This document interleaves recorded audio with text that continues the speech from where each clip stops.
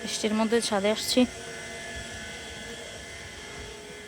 ভৃংরাজ তোলার জন্য। ভৃংরাজ আজকে শুক্রবার, সব মাথায় দিব।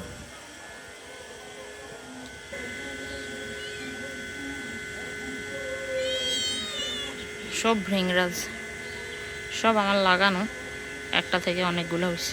অনেকগুলো নিলাম, আর নেব কিনা চিন্তা করতেছি। এগুলো অর্ধেক দিয়ে ভর্তা করব, বাকিটা মাথায় দিব। মুকুটটা লাগাইলাম, নতুন নতুন এটা লাগাইলাম।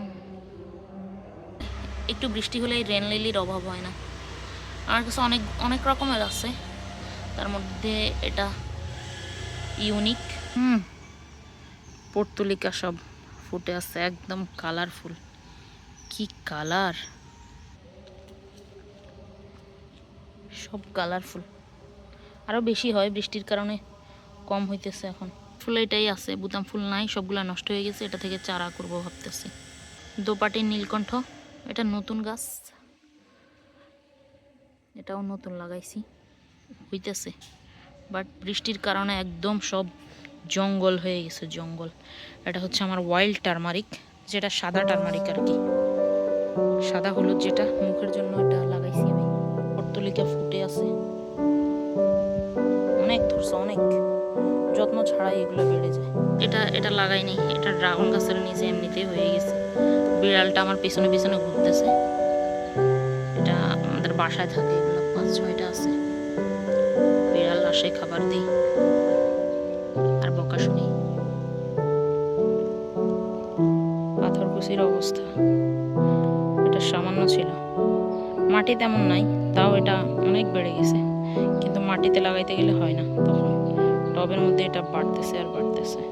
এটা কি লতা, এটার নাম ভুলে গেছি আমি। এটা একবারই লাগাইছি, এখন বারবার শুধু এখান থেকে ওখান থেকে ওই যে বীজগুলো পড়তেছে আর হইতেছে, সবখানে আছে এটা লাগা। এটা অনেক সুন্দর, বাট বেশি দিন থাকে না, এগুলা নষ্ট হয়ে যায় গাছ। কিন্তু ওই যে বীজের কারণে হইতেছে আর হইতেছে।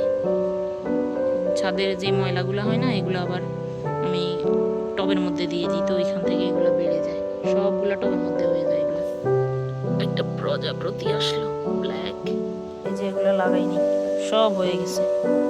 সুন্দর লাগে এমনি ফুলগুলা। বাতাস হইতেছে অনেক, আবার আসবে বৃষ্টি, যা অবস্থা। তো আজকে আপনাদের সাথে আমি চুল গজানোর জন্য, চুল কালো থাকার জন্য আমি যে রেসিপিটা দিই, ওটা সরি রেসিপি না, কি বলে ভুলে উঠে গেলাম, যে হেয়ার প্যাকটা দিই ওটা শেয়ার করবো আজকে আপনাদের সাথে। তো আমি এখানে নিয়েছি ভৃংরাজ, মেহেদি, তারপরে পেয়ারা পাতা। চা পাতা নিতাম, বাট চা পাতা ভেজে রাখতে ভুলে গেছি। আর 2 টুকরা অ্যালোভেরা নিয়েছি আমার মাথার চুল অনুযায়ী। তো এগুলো সবগুলো এখন ব্লেন্ডার করবো, ব্লেন্ডার করে তারপরে মাথায় লাগাবো। অ্যালোভেরা জেলগুলো সব আলাদা করে নিয়েছি, দিয়ে দিব। এক্সট্রা পানিগুলো ঝরাই নিব।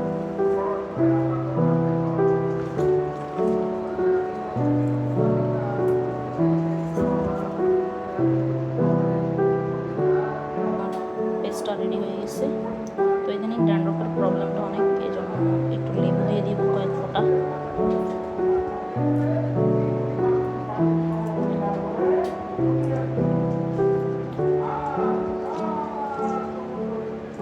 ড্যান্ড্রফের প্রবলেমটার জন্য লেবু দিয়ে দিয়েছি। লেবু দেওয়ার পরে কালারটা হালকা হয়ে গেছে।